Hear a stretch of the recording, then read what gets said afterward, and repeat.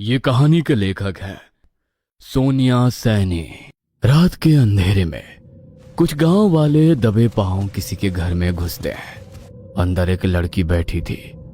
उसके बाल बिखरे थे और सामने एक हवन कुंड जल रहा था।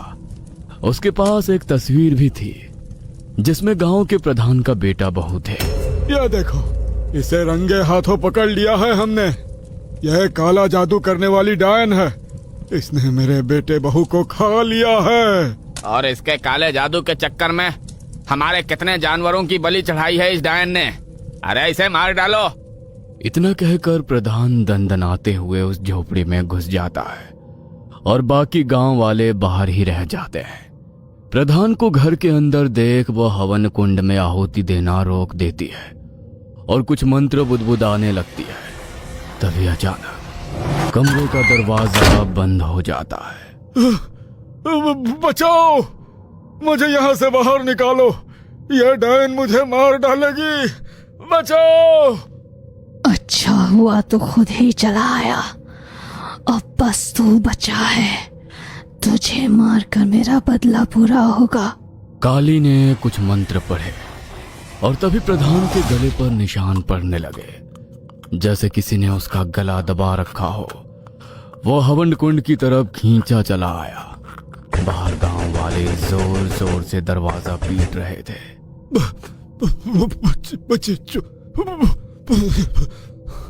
प्रधान की सांस टूटने ही वाली थी। तभी दरवाजा जोर से टूट जाता है और एक बूढ़ा तांत्रिक अंदर घुस आता है। वो काली के ऊपर मंत्र उच्चारित पानी डालता है और काली तड़पने लगती है। बस बहुत हुआ तेरा तमाशा। काली का कमजोर पड़ते ही गांव वाले उस कमरे को पेट्रोल छिड़काकर आग लगा देते हैं। ये मत समझना तुमने मुझे खत्म कर दिया है। मैं लौट कर आऊंगी और इस गांव के लिए काल बनूंगी। याद रखना, मैं लौटूंगी जरूर। आज के दिन बरसों बीत गए थे। फुलवा गांव अब पूरी तरह से बदल चुका था। कब्रिस्तान गांव से बाहर जा चुका था और अब खाली पड़ी जमीनों पर मकान बनने लगे थे। शहर में रहने वाले किशोर लाल अपने इकलौते बेटे की मौत के बाद शांति की तलाश में फुलवा में अपना मकान बनवा कर रहने आते हैं। ये नए घर में उनका दूसरा दिन था। रात के ठीक 3 बजे अचानक से सरला की आंख कुछ गिरने से खुलती है और वो देखती है कि दरवाजे के दूसरी तरफ आंगन में कोई खड़ा था। कोई ऐसा जिसके पैरों में पायल थी। ये इतनी रात को कौन है? सुनिए ना, सुनिए, उठिए, घर में कोई है। आपने दरवाजा अच्छे से बंद किया था ना? परछाई कुछ पल सरला के दरवाजे तक रुककर आंगन में आगे बढ़ने लगती है। सरला धीरे से उठकर खिड़की से बाहर देखती है। ये क्या? मैंने किसी को देखा तो था। क्या मेरा वहम था? अभी तो यहाँ कोई था। पायल की आवाज भी सुनाई दी थी। अचानक सरला को आंगन में दूसरी ओर किसी औरत की परछाई खड़ी दिखती है जिसकी लाल आंखें थी। वो हाथ के इशारे से सरला को अपनी ओर बुलाती है और तभी उसे अपने चारों ओर आग नजर आती है। आग, आग, बचाओ, कोई है, बचाओ। किशोर झटके से चौंक कर उठता है और बगल में लेटी सरला को उठाता है। क्या हुआ सरला? अब तुम चिल्लाई क्यों? सब ठीक तो है ना? क्या? ये सपना था क्या? दिन निकल आया था लेकिन सरला के दिमाग पर कल रात का सपना अभी भी हावी था। गर्मियों की तपती दोपहर थी। घर का काम खत्म करने के बाद सरला बिस्तर पर आंख बंद करके लेटी थी। अचानक उसे महसूस होता है जैसे कोई जोर जोर से उसका दरवाजा पीट रहा है। सरला बेहद घबरा गई थी। वो दरवाजे तक पहुंची तो उसे बाहर आंगन में कुछ अजीब आवाजें सुनाई देने लगती हैं। डरते हुए वो दरवाजा खोलती है। सामने किशोर आंगन में झुका हुआ जमीन खोद रहा था। इतनी दोपहर में यहाँ क्या कर रहे हैं? हटिए, बीमार पड़ जाएंगे। किशोर सरला को जवाब नहीं देता, बल्कि अभी उसके मुंह से कुछ अजीब डरावनी आवाज सुनाई दे रही थी। सुन रहे हैं ना आप? हटिए यहाँ से। किशोर बिना रुके बस खोदता जाता है, जैसे उसे कुछ सुनाई ही नहीं दे रहा था। उधर कुत्तों के रोने की आवाज लगातार तेज होती जा रही थी। आसमान में देखते ही देखते काला अंधकार छा जाता है और आसमान में लाल चांद नजर आने लगता है। ये सब क्या हो रहा है? ये अचानक रात कैसे हो गई? सरला के हाथ कांपते हुए किशोर की तरफ बढ़ते हैं और तभी किशोर पलटता है। सरला की सांस किशोर को देखते ही अटक जाती है, क्योंकि किशोर की आंखों से खून बह रहा था। उसके नाखूनों से मांस बाहर आ गया था, मुंह से लार बाहर आ रही थी और चेहरा टेढ़ा हो गया था। ऐसा लगता ही नहीं था कि वो किशोर ही है। सरला किशोर की ओर बढ़ती है और तभी जमीन के अंदर से एक हाथ बाहर निकलता है और झटके से किशोर का गला पकड़ लेता है। किशोर दर्द से छटपटाने लगता है। बाहर निकाल मुझे, वरना मरोगे तुम दोनों। कोई नहीं बचा पाएगा तुम्हें। आज तुम दोनों की आखिरी रात होगी। सरला वो डरावनी आवाज सुनकर चीख पड़ती है और उसी चीख के साथ सरला की आंख खुल जाती है। ये मुझे बार बार एक ही सपना क्यों आ रहा है? अब मुझे पता लगाना ही पड़ेगा कि वहां आंगन में आखिर क्या है। मेरी माँ कहती थी कि घर में काली शक्ति का पता लगाने के लिए नींबू मिर्च का प्रयोग किया जाता है। आज आजमा कर देखती हूँ। सरला ने कुछ मंत्र पढ़े और अपनी कुलदेवी का नाम लेकर 3 नींबू ले जाकर आंगन में उसी स्थान पर रख दिए। देखते ही देखते नींबू काले पड़ने लगे और कुछ ही देर में उनसे दुर्गंध आने लगी। हे ईश्वर, इसका मतलब वो सिर्फ सपना नहीं, उसकी ललकार है। अगर मैंने उसे बाहर ना निकाला तो वो आज रात हमें छोड़ेगी नहीं। आधी रात गए जब किशोर गहरी नींद में था। सरला की आंखों से नींद कोसों दूर थी। बार बार उसके कानों में वही आवाज गूंज रही थी। यह आवाज अब उसकी बर्दाश्त से बाहर हो गई थी। एकाएक सरला आंगन में पहुंचती है। वो फावड़ा उठाती है और खुदाई शुरू करती है। धीरे धीरे मिट्टी हटती जाती है और उसका डर भी धीरे धीरे गहराता जाता है। लेकिन कुछ देर बाद उसका फावड़ा किसी सख्त चीज से टकराता है। सरला रुक जाती है। उसकी सांसें तेज हो जाती हैं। कांपते हाथों से उसने मिट्टी हटाई। सामने एक मूर्ति नजर आ रही थी जो किसी देवी जैसी लगती थी।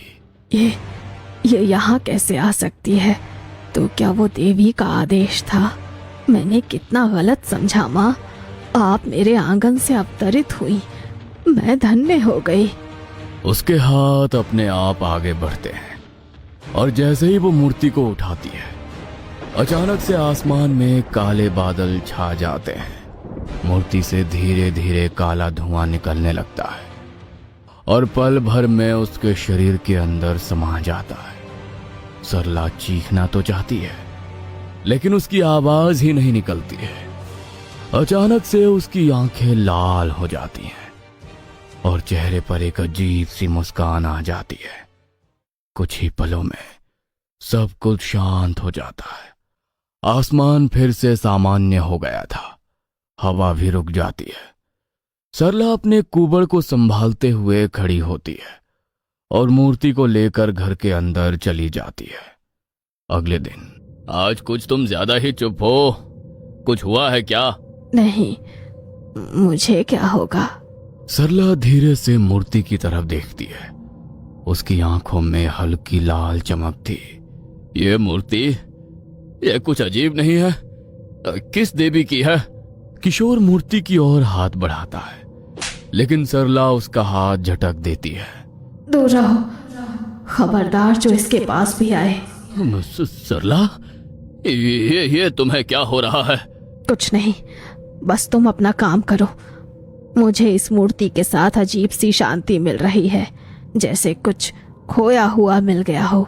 चलो, कुछ तो मिला तुझे जिससे तेरी तकलीफ कम हो जाए। किशोर कमरे से बाहर निकल गया था और इधर सरला मूर्ति को एकटक देखती ही जा रही थी। क्या कहा? तुम्हें भूख लगी है? भूख चाहिए? ठीक है। सरला ने कमरे में लगा बल्ब बुझा दिया, उल्टा स्वास्तिक बनाकर उसके सामने कच्चा मांस रखा और फिर वहां बैठकर कुछ अजीब मंत्र पढ़ने लगी। अगले दिन देर रात गए सरला चादर से मुंह ढककर गांव में जाती है और एक बिल्ली को मारकर उसका शव गांव के घरों के आगे बिखेर देती है। अगली सुबह घर के दरवाजे पर खून और बिल्ली की ऐसी हालत देख सभी का कलेजा मुंह को आ गया था। तभी सरला वहां पहुंचती है। ये कोई शुभ शगुन नहीं, अनिष्ट की आहट है। देवी को भोग चढ़ाओ, वो तुम्हारे सारे संकट दूर कर देगी। देवी? अरे कौन देवी? सरला गांव वालों को आंगन से मूर्ति मिलने की बात बताती है। सरला बहन, क्या मैं देवी दर्शन के लिए आ सकती हूँ? मुझे बहुत डर लग रहा है। ये खून मेरे ही दरवाजे क्यों मिला? सरला हाँ में गर्दन हिला देती है। मीना जैसे ही मूर्ति के सामने आती है, उसके चेहरे के भाव बदल जाते हैं। आंखें लाल और चेहरे पर सख्त भाव नजर आने लगते हैं। मीना, देवी को बलि चाहिए।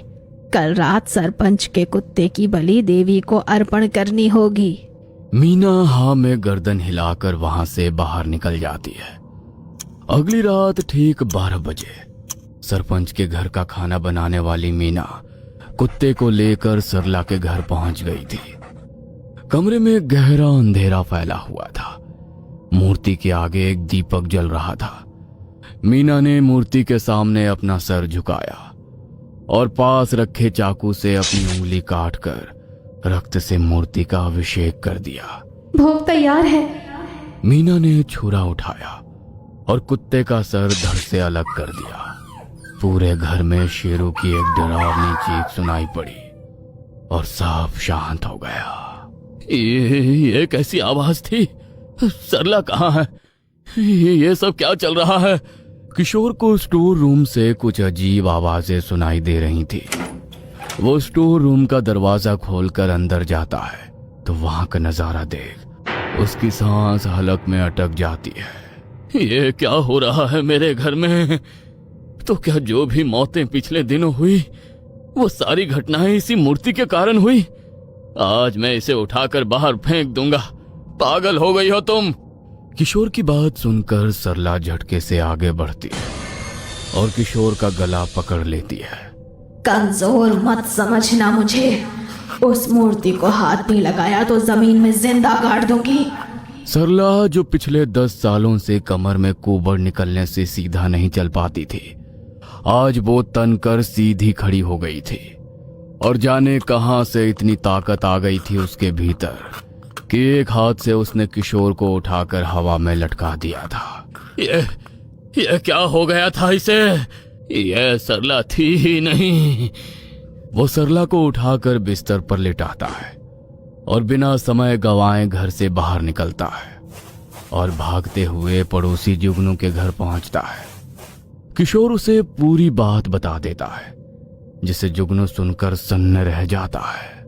गांव के सिद्ध तांत्रिक के पास चलते हैं, वही कुछ बता पाएंगे। मुझे तो ये कुछ बड़ी बला लगती है। वे दोनों एक पुराने से घर के सामने पहुंचते हैं। वहां अंदर धूप, दीपक और धीमी मंत्रों की आवाज आ रही थी। अंदर एक तांत्रिक आंखें बंद करके बैठा था। तांत्रिक आंखें खोलता है और किशोर कांपती आवाज में पूरी बात बताता है। जैसे ही वो मूर्ति का जिक्र करता है, तांत्रिक का चेहरा सख्त हो जाता है। बहुत बड़ी अनहोनी हुई है। अगर वो सच में काली के वश में आ गई है तो अब बात सिर्फ तुम्हारे घर की नहीं रही, पूरा गांव ही खतरे में है। बाबा, साफ साफ बताइए, ये सब क्या है? आखिर मेरी पत्नी के साथ ये क्या हो रहा है? काली माँ क्यों किसी का अनिष्ट करेगी? जिसे तुम काली माँ समझ रहे हो वो कोई देवी नहीं बल्कि एक बुरी आत्मा है।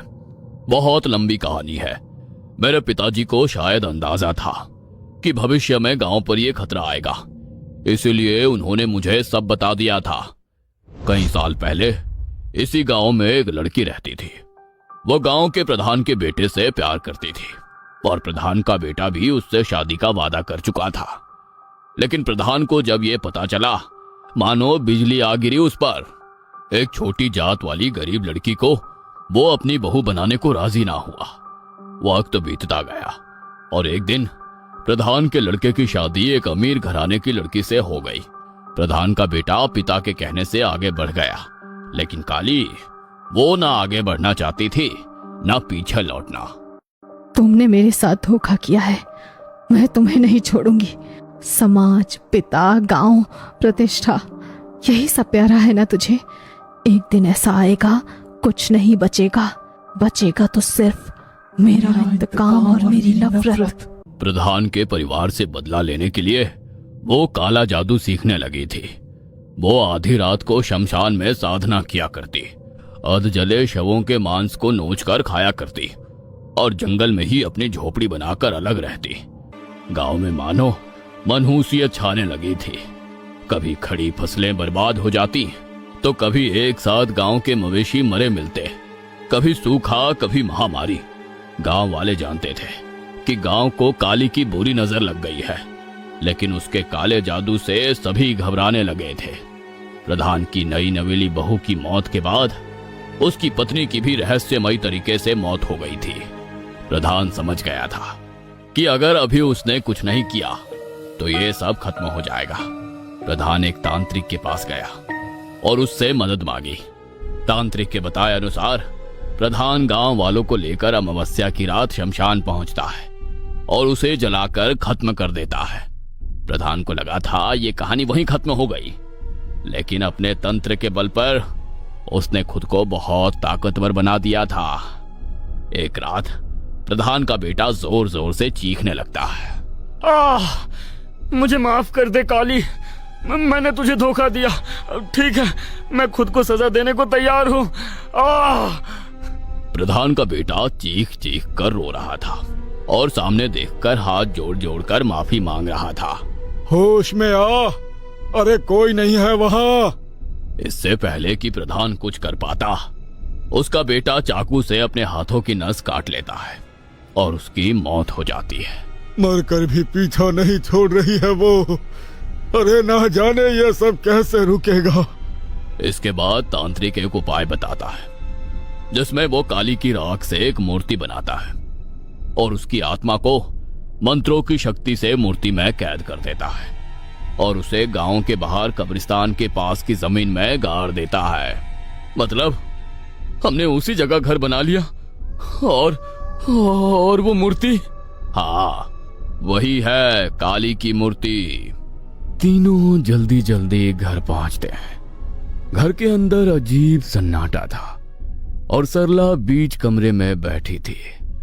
उसके पास एक बकरी बंधी थी जो दर्द से तड़प रही थी। सरला धीरे धीरे कुछ बुदबुदा रही थी और बलि की तैयारी कर रही थी।